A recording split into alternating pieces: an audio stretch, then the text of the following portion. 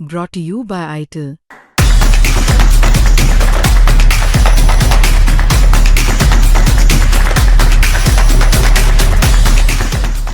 फिरोजाबाद में दो अधिकारियों का टकराव हो गया। क्या समझकर और क्या आपके पास एविडेंस है कि आपने जिलाधिकारी रमेश रंजन के ऊपर उत्पीड़न के आरोप लगाए हैं?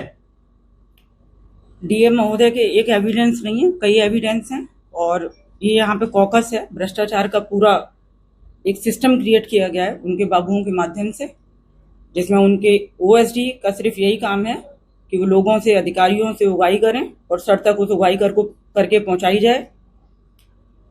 इनका यहाँ जमीनों के मामले में भी कई जमीनें इन्होंने लोगों को गुमराह करके, फर्जी व्यक्ति खड़े करके वो कर लिया है। सर का उसमें रिपोर्ट मैंने भेजी तो मुझ पे दबाव बनाया कि मैं एडवर्स रिपोर्ट बनाऊं इनके बाबुओं के खिलाफ, ना लिखूं।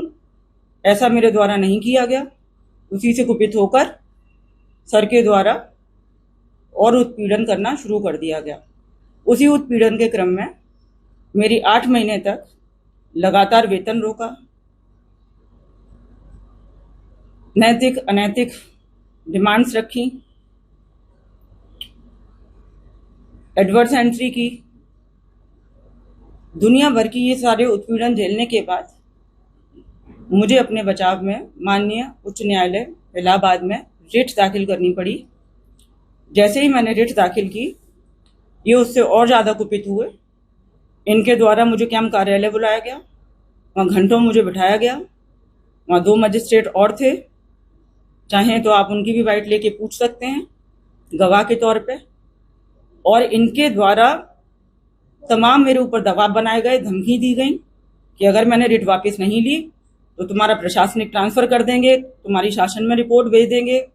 सर, रोज मेरी जुडिशियल मैटर्स में जांच खुलवा ली जाती है, मेरा डिस्पोजल बाद में होता है, जांच पहले हो जाती है। उस जांच को एक मीडिया कर्मी है जो इनसे काफी स्पॉन्सर्ड है, इनफैक्ट उसके द्वारा चलवाई जाती है। वो पायरेटेड वीडियोस भी चलाता है। लगातार 2 महीने से मैं पुलिस को उसके विषय में तहरीर दी, जिस पे कोई कार्रवाई नहीं हुई। पुलिस टीम के द्वारा भी बताया गया कि आपके वरिष्ठ जो आला अफसर हैं जिले के, वो नहीं चाहते इसमें कोई कार्रवाई हो, तो आज तक कोई इसमें कार्रवाई नहीं हुई। लेकिन कल जब इनको पता चला कि मेरे पास अब कोई दूसरा ऑप्शन नहीं बचा, क्योंकि माननीय हाईकोर्ट से ऊपर तो कुछ भी नहीं है, और उसके बाद भी अगर टॉर्चर हो रहा है, मैंने प्रेयर भी की थी वहां पर कि सर मेरे हितों की रक्षा करें, मुझे सुरक्षा मिले, मेरे साथ कुछ गलत व्यवहार ना हो। उसके बाद और ज्यादा गलत व्यवहार हुआ तो मेरे पास ये अंतिम विकल्प था। ये लड़ाई उत्पीड़न, भ्रष्टाचार और सिद्धांतों की लड़ाई है। एक महिला मजिस्ट्रेट, एक ऑफिसर, उसकी मान सम्मान और मर्यादा की लड़ाई है। इनके द्वारा अभी भी मीडिया मैनेजमेंट किया जा रहा है। बोला जा रहा है कि एक ट्रांसफर मैंने किया है, उसकी वजह से ये हो रहा है। वो ट्रांसफर लेटर मैं आप लोगों को बता दूं अभी तक, या एसडीएम ऑफिस में चेक कर लें या मेरे ऑफिस में, कहीं पर भी रिसीव नहीं हुआ है।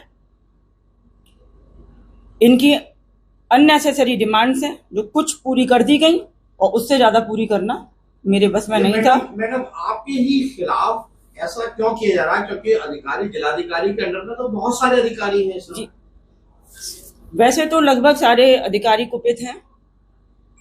किसी को छुट्टी के नाम पर, किसी को स्पष्टीकरण के नाम पर, किसी को उगाही के नाम पर वहां तलब किया जाता है, जांचें की जाती हैं। लेकिन सबका अपना एक टेम्परामेंट होता है। मैं शायद ज्यादा हर्ट हो गई, मेरे साथ इन्होंने कुछ ज्यादा कर दिया। किस तरह की डिमांड करते थे डीएम? मैडम, ये आपने अपनी बाइट में 3 शब्द बोले, नैतिक, अनैतिक और अमर्यादित। इन चीजों के क्या मायने हैं? आप सीधे सीधे डीएम रमेश रंजन पर आरोप लगा रही हैं, नैतिक, अनैतिक और अमर्यादित। जी, क्या मायने हैं? मैं फुल सेंस में लगा रही हूँ ये आरोप, और ये जांच का विषय है। मेरी माननीय योगी जी से निवेदन है कि वो इसमें निष्पक्ष जांच कराएं, स्पेशल एजेंसी से जांच कराएं, तो सारे तथ्य क्लियर हो जाएंगे। मैडम, जमीन का मामला आप बता रहे हैं कि जमीन के फर्जी बनाव भी कराए इनके बाबुओं ने? हाँ, कराए हैं। उसका प्रार्थना पत्र मेरे पास आया था और उसी से तो सर बहुत ही ज्यादा आहत हो गए। तो उसी के क्रम में और ज्यादा उत्पीड़न शुरू हुआ। कितने रुपए की ये जमीन होगी और किन का हिस्सा है इस जमीन में? इसमें सर के तीन बाबू हैं, उनकी तीनों की वाइफ हैं, उनकी भाइयों की वाइफ हैं, और मेरे पास पूरी पत्रावली है। मैंने उसको अच्छे से डिटेल में पढ़ा है और उसमें रिपोर्ट इन्होंने नहीं लगाने दी, लेकिन हाँ एक IGRS में मैंने एक रिपोर्ट जरूर लगाई है। आपने एक मोबाइल की बात कही थी, वो क्या मोबाइल भी आपने दिया है? यही अनैतिक उत्पीड़न है, नैतिक अनैतिक यही उत्पीड़न है। एक मोबाइल की डिमांड की गई और वो वेरीफाई भी हो जाएगा क्योंकि इसको ये खुद ही यूज कर रहे हैं। एक आपने अपनी बाइट में आवास पे बुलाने की भी बात कही है, क्या है ये तरीके हैं, 8 महीने वेतन ना दो, अपने आप जाएगा, पहुंचेगा आदमी। आवास पे किस बेस पे बुलाते थे? बस इसमें मैं ज्यादा कमेंट्स नहीं करना चाहती अभी। आप समझ जाएं, सब लोग समझदार हैं, हर चीज नहीं बोलनी चाहिए, ना बोली जाती है। अंत में क्या कुछ कहना चाहती हैं अपने प्रकरण में? मुख्यमंत्री से क्या गुहार लाएंगी आप? मेरी सर से रिक्वेस्ट है हाथ जोड़ के, सर इसमें निष्पक्ष जांच हो जाए, इस भ्रष्टाचार की लड़ाई में भ्रष्टाचार की हार हो।